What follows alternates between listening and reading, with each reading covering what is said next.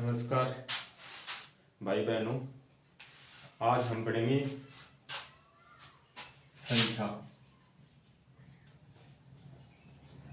संख्याएं पढ़ेंगे, नंबर्स। आज हम पढ़ेंगे नंबर्स।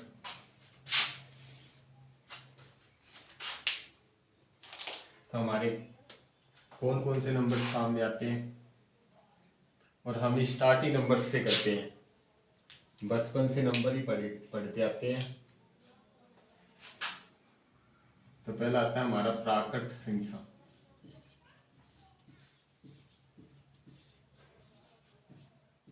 प्राकृत संख्या इंग्लिश में कहते हैं नेचुरल नंबर, और इंग्लिश नेम भी हमें पता होना चाहिए। प्राकृत संख्या इंग्लिश में कहते हैं नेचुरल नंबर। अब नेचुरल नंबर कौन से होते हैं? तो नेचुरल नंबर होते हैं, हम वस्तुओं को गिनना सीखते हैं, उन्हें हम क्या कहते हैं? नेचुरल नंबर कहते हैं। जैसे 1,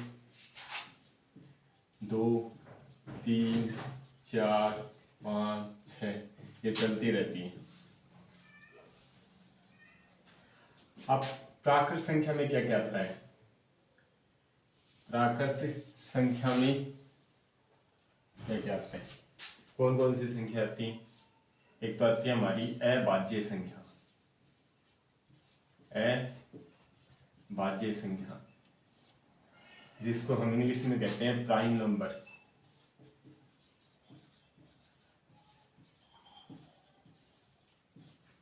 फिर आती है हमारी सहअभाज्य संख्या। सहअभाज्य संख्या जिसको हम इंग्लिश में कहते हैं को प्राइम नंबर।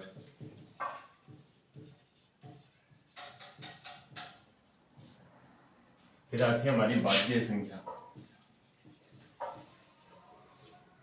भाज्य संख्या को इंग्लिश में कहते हैं हम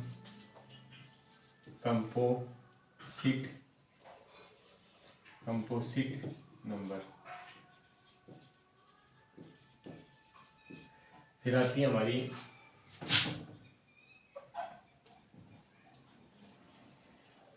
अब हमारी आ गई अभाज्य संख्या, सहभाज्य संख्या, भाज्य संख्या। फिर आती है हमारी सम संख्या। सम संख्या जिसको इंग्लिश में कहते हैं इवन नंबर।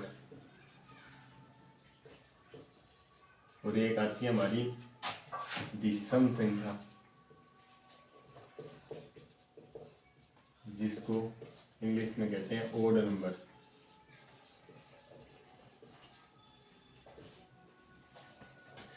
अब हम सब एकों के बारे में पढ़ेंगे। पहले हमारी अभाज्य संख्या। तो अभाज्य संख्या, अभाज्य संख्या और भाज्य संख्या मतलब प्राइम नंबर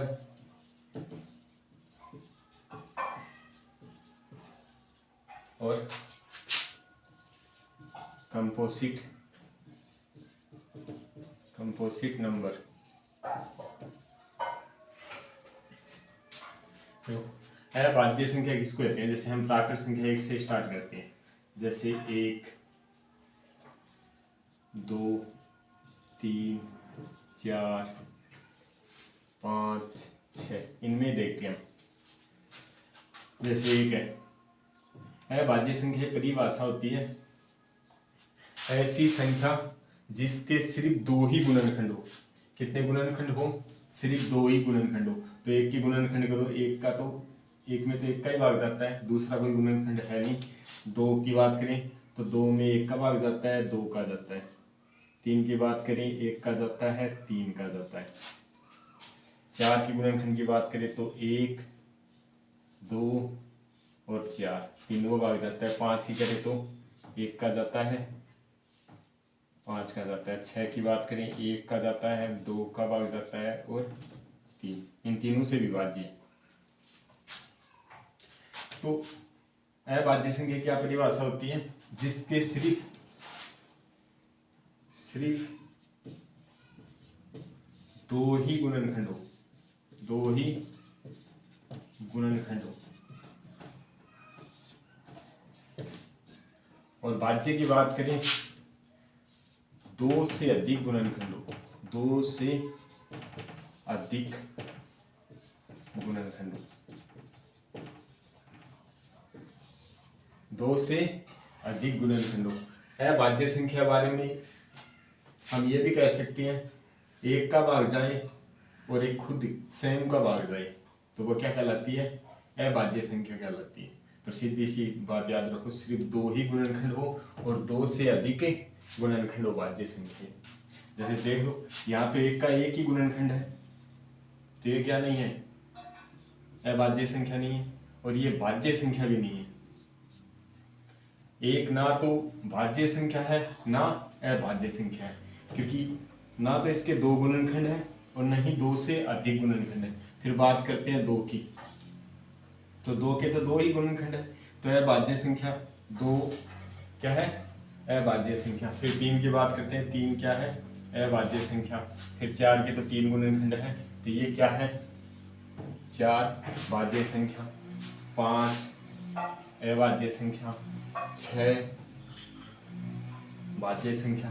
और ऐसे बात करेंगे तो देखो, फिर पांच के बाद में आती है सात,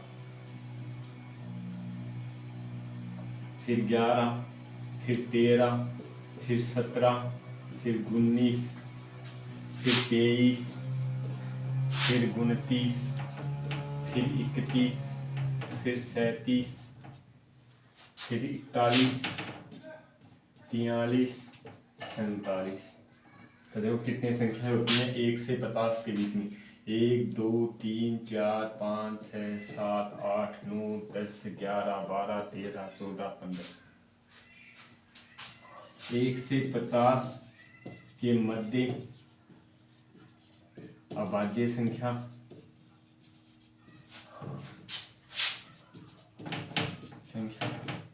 कितनी होती है? 15 संख्या होती है।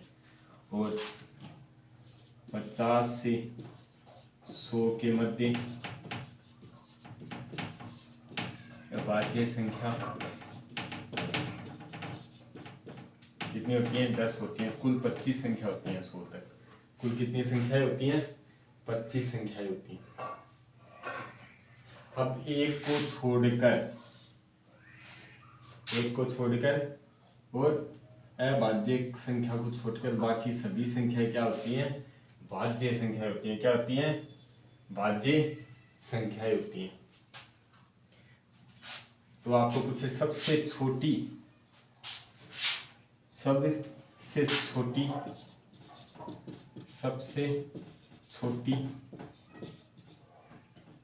अभाज्य संख्या, भाज्य संख्या दो होती है। और ये क्या होती है? सम संख्या भी यही होती है।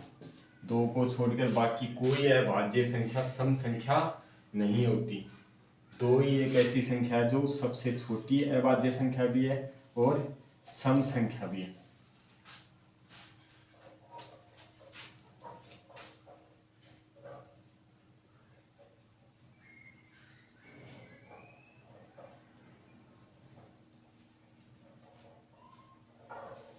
अब हम बात करते हैं, अभाज्य संख्या की बात कर ली, भाज्य संख्या कर ली, अब बात करते हैं सहभाज्य संख्या की।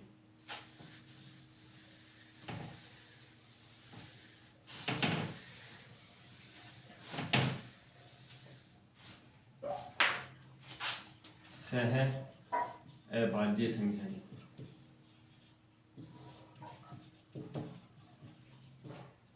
सहभाज्य संख्या की को प्राइम नंबर। तो इसकी परिभाषा होती है ऐसी संख्याएं जिनका एचसीएफ क्या हो? एक हो। जैसे हम दो एक का एचसीएफ निकालेंगे तो कितना आएगा? एक आएगा। दो तीन का एचसीएफ एक आएगा, तो ये क्या कहलाएंगी? सहअभाज्य संख्या। को प्राइम नंबर कहलाएंगे। क्या कहलाएंगे? को प्राइम नंबर कहलाएंगे। तो सीधे से याद रखो, जिन संख्याओं का एचसीएफ कितना हो एक, वो क्या कहलाएंगी? सह अभाज्य संख्या कहलाएंगी। अब बात करते हैं सम संख्या की।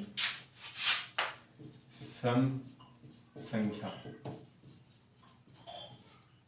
इवेन नंबर,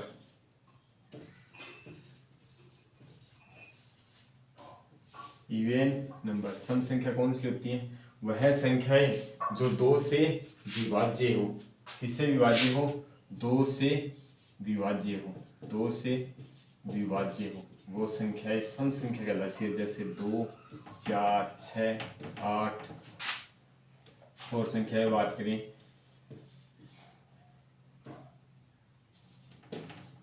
100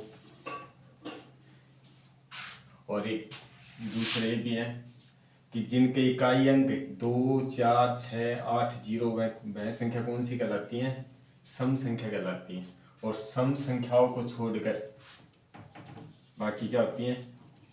ओड नंबर होती हैं विषम संख्या।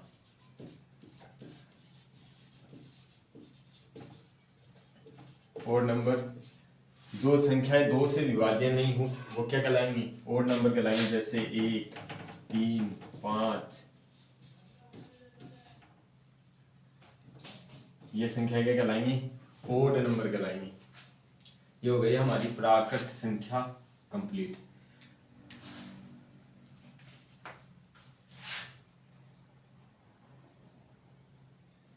अब चलते हैं हम पूर्ण संख्या पे।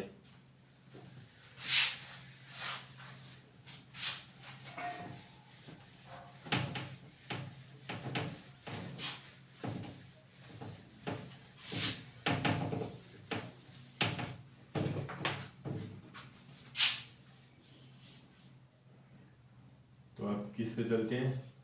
पूर्ण संख्या। पूर्ण संख्या होल नंबर,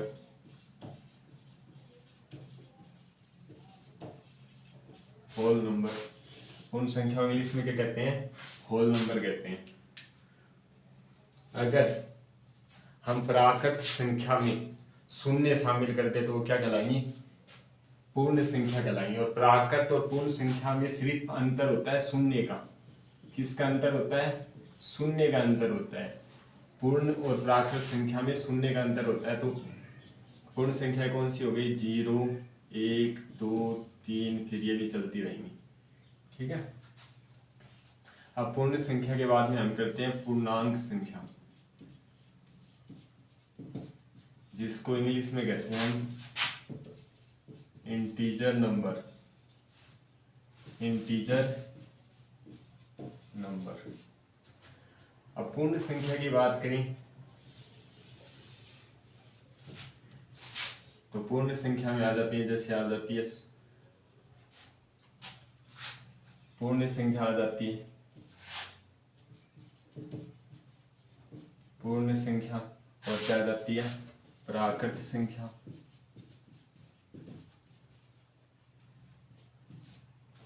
और एक संख्या और शामिल हो जाती है, ऋणात्मक संख्या।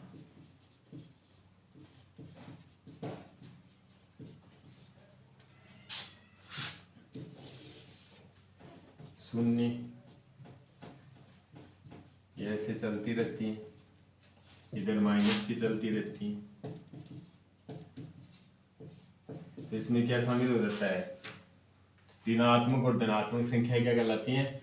पूर्णांक संख्या कहलाती है। ऋणात्मक और धनात्मक क्या कहलाती हैं? पूर्णांक संख्या कहलाती है। अब इसके बाद में बात करते हैं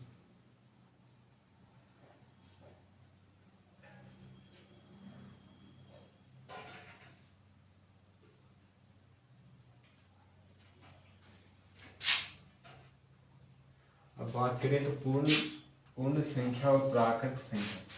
पूर्ण संख्या और प्राकृत संख्या ये क्या होती है? धनात्मक,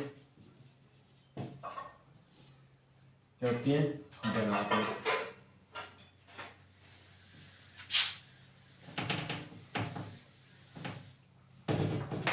अब बात करते हैं परमेय संख्या। जिसको इंग्लिश में कहते हैं रैशनल नंबर। इंग्लिश में क्या कहते हैं? रैशनल नंबर कहते हैं। अब परिमेय संख्या की बात करें तो हमारे 10th में है भी प्रश्नावली एक जो हम पढ़ते हैं वास्तविक संख्या। वास्तविक संख्या। अब परिमेय संख्या कौन सी होती है? ऐसी संख्या है जिसे हम P/Q के रूप में व्यक्त कर सकें, और P/Q के रूप में तो व्यक्त कर सके, और Q बराबर क्या नहीं होना चाहिए? Q बराबर 0 नहीं होना चाहिए। मतलब हर क्या नहीं होना चाहिए? शून्य नहीं होना चाहिए। हर शून्य नहीं होना चाहिए। अपरिमेय संख्या कौन सी होती है? और बात साथ में करते हैं अपरिमेय संख्या की। अपरिमेय संख्या जिसको इंग्लिश में कहते हैं रेशनल नंबर।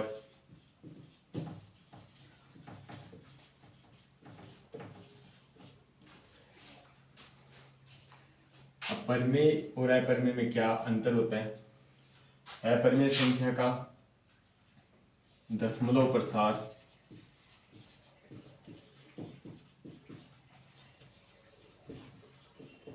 अशांत होता है, और परिमेय संख्या का दशमलव प्रसार शांत होता है।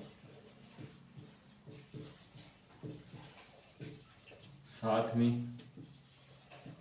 पुनरावृत्ति होती है।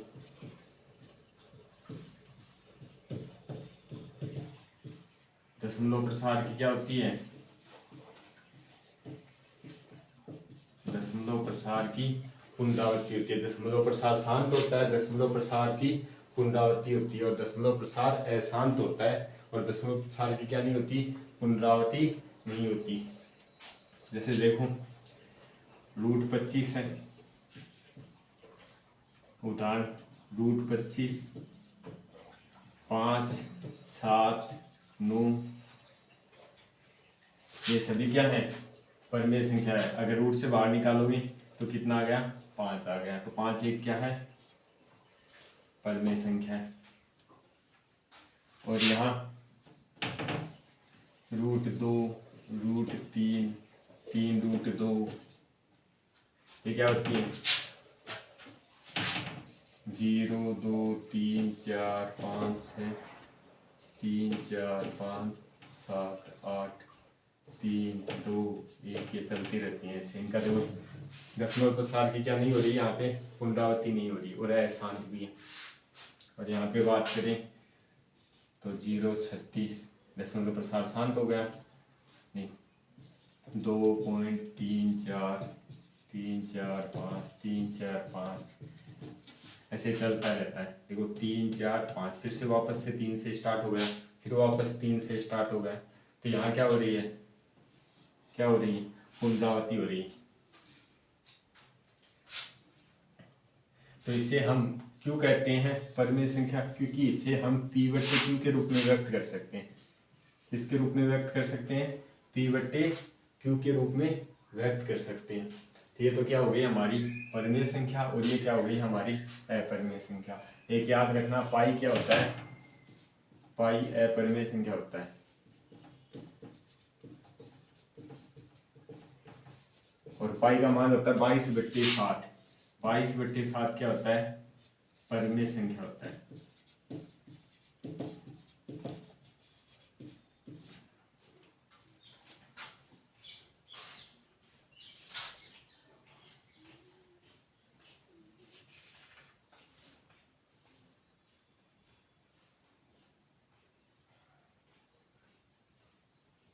और एक तरह से भिन्न भी क्या है? भिन्न, जिसको इंग्लिश में कहते हो वेरिएंट। वेरिएंट नंबर, भिन्न संख्या है इंग्लिश में कहते हो, या कहते हो आप डिफरेंट नंबर। भिन्न को, भिन्न भी क्या है? जैसे 4/3 ये भी क्या है? एक परिमेय संख्या है। क्या है? परिमेय संख्या। हमारे एक बात और याद रखना है यहाँ पे, पी का मान हम शून्य ले सकते हैं, पर किसका मान शून्य नहीं होना चाहिए, क्यू का मान शून्य नहीं होना चाहिए। ऐसे आपको पूछे 0/2, तो पी का मान शून्य है, तो भी ये क्या है, परिमेय संख्या है। अगर हम ऐसे लिख दे 5/0, तो ये क्या है, अपरिमेय संख्या है।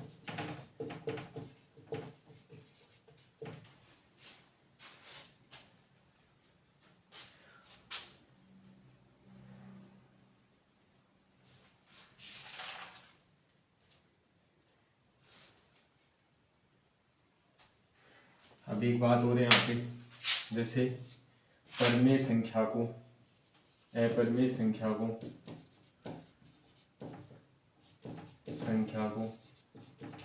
परिमेय संख्या से अपरिमेय संख्या और परिमेय संख्या का गुणनफल भी क्या होगा, अपरिमेय संख्या ही होगा। क्या होगा, अपरिमेय संख्या होगा। और अपरिमेय संख्या और इन दोनों के बीच भाग भी क्या होगा,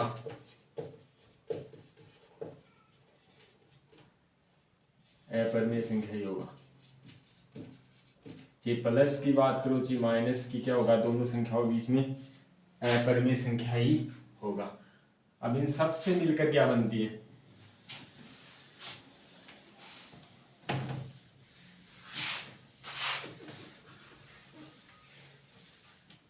इन सब से मिलकर बनती है वास्तविक संख्याएं। क्या बनती है, वास्तविक संख्या, जिसको इंग्लिश में कहते हैं हम रियल नंबर। और एक बात करते हैं साथ में हम, ये तो वास्तविक होगी, साथ में बात करते हैं काल्पनिक संख्या। इंग्लिश में कहते हैं इमेजरी, शॉर्टकट में लिख रहा हूँ, इमेजरी नंबर कहते हैं। अब वास्तविक संख्या की बात करें तो ये सभी संख्या क्या कहलाती हैं, परिमेय। और सीधी सी बात करें तो परिमेय और अपरिमेय संख्या क्या कहलाती हैं, परिमेय और अपरिमेय संख्याएं। परिमेय संख्या क्या कहलाती है, वास्तविक संख्या कहलाती है। परिमेय संख्या और अपरिमेय संख्या को छोड़कर बाकी संख्या क्या कहलाती हैं, काल्पनिक संख्या कहलाती है। वास्तविक संख्या तक तो आप 10th में पढ़ते हो, वास्तविक संख्या तक तो 10th में पढ़ते हो। काल्पनिक संख्या की जो बात होती है वो होती है 11th में। जैसे होती है आपकी 11th में स्टार्ट होती है समिश्र संख्या।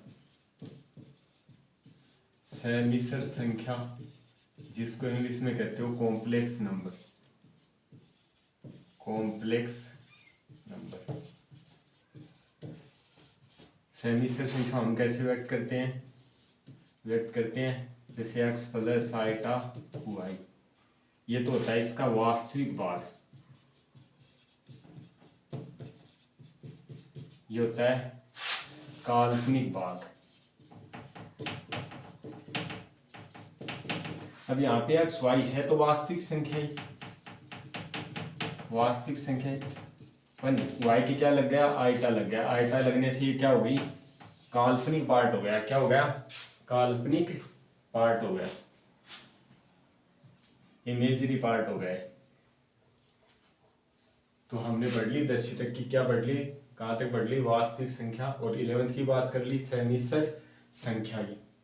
अब होती उदाहरण के तौर पे देखो तो √-5, अब रूट में माइनस आ गया तो ये कौन सी संख्या हो गई, काल्पनिक संख्या हो गई। इसे हम ऐसे भी लिख सकते हैं, जैसे आइटा का मान क्या होता है, -1 होता है, तो हम इसे ऐसे लिख सकते हैं √5 आइटा। ठीक है, आज की क्लास यहाँ पे समाप्त होती है।